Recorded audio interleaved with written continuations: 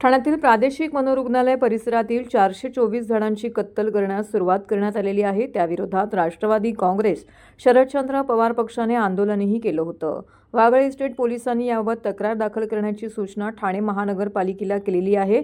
मात्र याबाबत कोणतीच कारवाई झालेली नसल्याने हा उच्च न्यायालयाच्या आदेशाचा अवमान असल्याचा आरोप करत या प्रकरणी अवमानाला याचिका दाखल करण्याचा इशारा जिल्हाध्यक्ष मनोज प्रधान यांनी दिला आहे।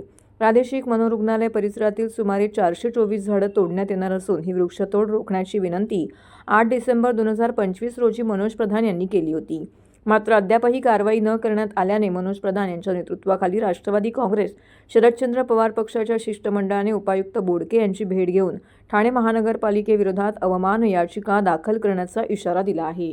याप्रसंगी महिला अध्यक्षा मनीषा भगत, नगरसेवक यासीन कुरेशी, नगरसेवक अभिजित पवार, युवक कार्याध्यक्ष राजेश कदम, प्रशासन सरचिटणीस राजेश साटम, जगत सिंग, सचिन पंधारे, संतोष साटम, दीपा गावंड, राजनाथ सिंग, विशांत गायकवाड, राजू चापले इत्यादी उपस्थित होते। याबाबत मनोज प्रधान यांनी घेतलेल्या पत्रकार परिषदेमध्ये महाराष्ट्र झाडांचे संरक्षण व जतन अधिनियम 1975 या कायद्यानुसार महापालिका आणि शहरी भागातील झाडांचे संरक्षण करणे क्रमप्राप्त आहे। वृक्षतोड करण्याआधी वृक्ष प्राधिकरणाद्वारे परवानगी घेणं आवश्यक आहे। मात्र प्रादेशिक मनोरुग्णालय परिसरातील झाडे तोडताना महाराष्ट्र झाडांचं संरक्षण व जतन अधिनियम 1975 या कायद्याचा भंग झाला आहे। तसेच या परिसरात घार, पोपट, साळुंकी इत्यादी पशुपक्ष्यांचे वास्तव्य मोठ्या प्रमाणामध्ये आहे।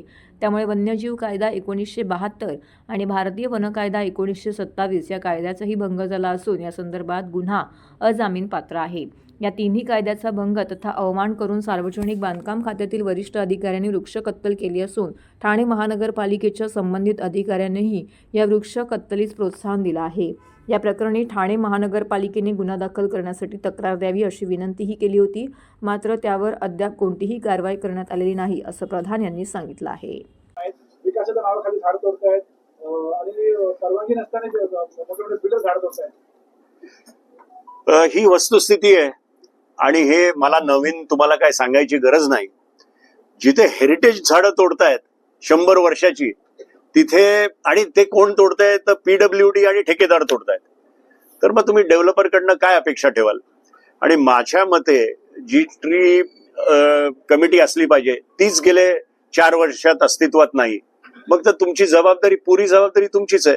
आज तुम्ही जर मेंटल हॉस्पिटलमध्ये तुम्ही बघितलं तर 725 झाडं तोडायची त्यांनी परवानगी मागितलेली आहे।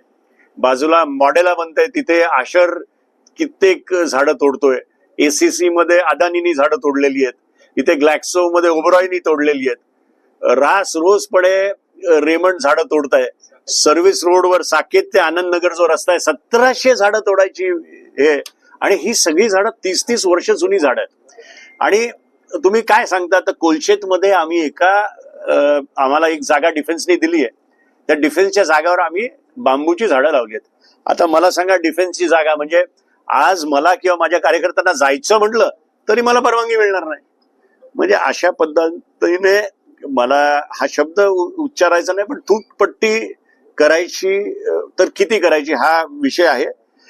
मला स्पेसिफिकली ठाणेकर नागरिकांना माझं म्हणणं आहे की यार तुम्ही जरा जागे व्हा, रस्त्यावर उतरा।